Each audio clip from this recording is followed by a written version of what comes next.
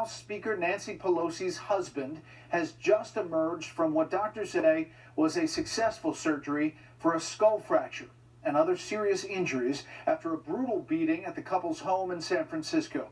Authorities say the attack on Paul Pelosi came as his assailant shouted, "Where's Nancy?" The speaker was not home. She was here in Washington, as was her security detail. A suspect is in custody, facing numerous charges. Chief Correspondent Jonathan Hunt has all the late-breaking details from our West Coast newsroom tonight. Good evening, Jonathan. Good evening, Brett. Speaker Pelosi's office just released that statement confirming what they called the successful surgery on 82-year-old Paul Pelosi and saying his doctors at San Francisco General Hospital expect a full recovery following the violent attack. It was 2:27 this morning when police were alerted to an incident at the Pelosi home in San Francisco. Officers apparently arriving so quickly that the assault on Mr. Pelosi was happening as they got there. Our officers observed Mr. Pelosi and the suspect both holding a hammer. The suspect pulled the hammer away from Mr. Pelosi and violently assaulted him with it. Our officers immediately tackled the suspect, disarmed him, took him into custody. It's not clear from the police chief's comments who was initially holding the hammer, whether the suspect brought it into the house or whether Mr. Pelosi had perhaps grabbed it for self-defense. Police named the suspect as 42-year-old David DePepe. He has been charged with attempted murder and assault with a deadly weapon. Law enforcement sources tell Fox News DePepe was shouting, "Where's Nancy? Where's Nancy?" They say they don't know his motivation or whether he was having some sort of mental health crisis. DePepe appears to have followed a range of conspiracy theories over many years, involving everything from 9/11 to the COVID pandemic. And according to the reporting of the San Francisco Chronicle, in 2013 was then a hemp jewelry maker who lived with a group of well-known nude activists. Whatever the motivation, the attack has been condemned from both sides of the political divide, with many on Capitol Hill reiterating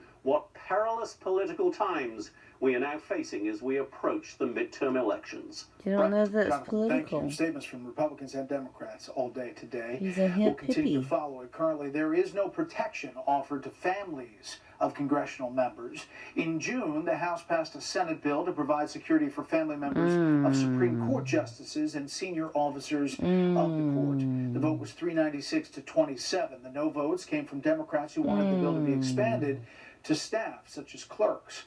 It did not cover members of Congress or their families.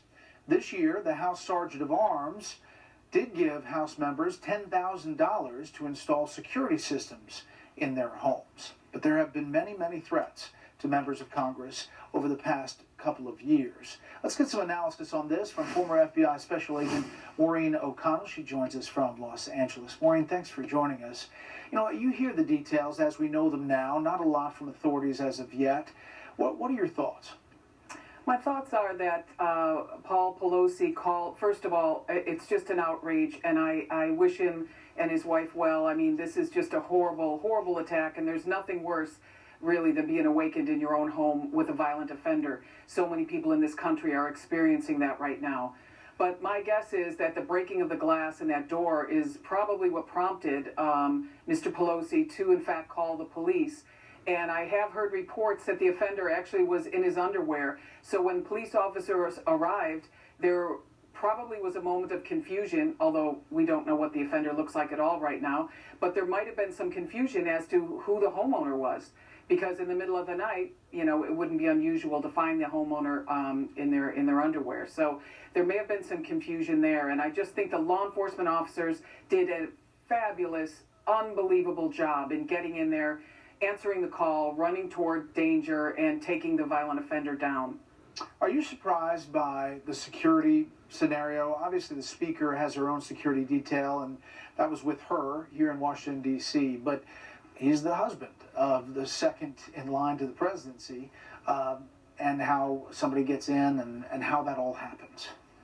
I am surprised because I own my own small security company, and I do threat assessments on houses, residences, businesses all the time. And we find so many simple things that can be done to really increase the efficacy of the system that's in place at the time. Oftentimes, there's just a million things that can go wrong, and it's really good to get a checkup on a regular basis for your system to check all the something as simple as the throw on your lock. You know, some people have cheap locks where the throw only goes in, you know, a fraction of an inch, as opposed to a nice big lock with a 4-inch throw that could really stop someone from getting in. That wouldn't be the case in this instant, but there are a lot of things that can be done to really fortify your residence and to do it in a very cost-effective manner. And last thing, we don't know a ton about this guy. You heard the report earlier from Jonathan Hunt, but the social media profile has some posts that he posted on January 6th and on the election, on COVID. What do you make of this, just seeing what you see right now? He just sounds like he's unhinged. I mean, women were afraid of him in his past. He just seems to have a lot of, obviously he's got a lot of issues and a lot of problems, and the first responders and paramedics and law enforcement officers, they're the front lines, and they see these issues and they want to take these people into 72-hour lockups to be evaluated and stuff, but all that has gone out the window. When you make everything a misdemeanor, there's no way, you don't give them any teeth to hold them in custody and get them properly evaluated. It's one of the big problems we're seeing right now. All right, well, we'll follow all of this, and Maureen, we appreciate your time. Thank you, sir.